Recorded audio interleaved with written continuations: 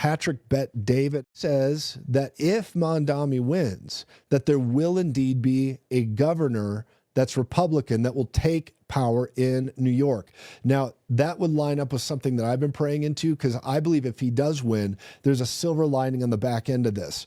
Not a lot of good things will happen during this time, but I got to say, I do believe that the devil always overplays his hand, and then light will shine in darkness. I'm going to get into a whole lot about this beast system rising in just a moment, but let's watch Patrick Bet David as he talks about this, and I think there's a prophetic flow on this. Let's look at this. Socialist is going to win on Tuesday?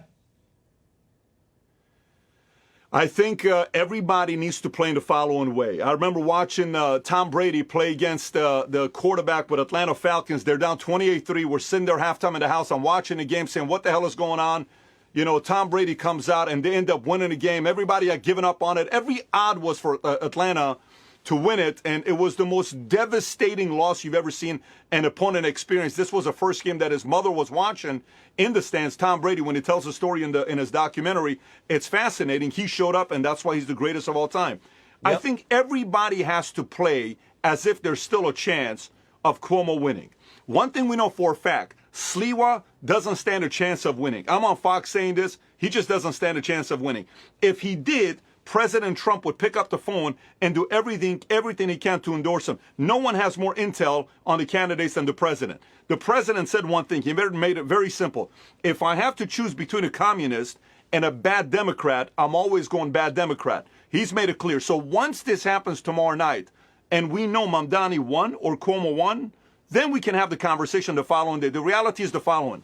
If Mamdani ends up winning, I'm willing to put $100,000 that Stefanik or Republican person's going to win the governorship in the state of New York in the next couple of years, if Mamdani wins. So what he's saying is just what I've been sensing and what I've been praying into, in the fact that if he wins, now this socialist, communist, really antichrist agenda candidate wins in New York, there will be a silver lining to this. There really will be a silver lining. So, and what do I mean by that? Well, in the immediate, it will not be a silver lining. There will be collisions. There will be legal battles. There's going to be so much that breaks loose there, things that try to really flood the culture in New York.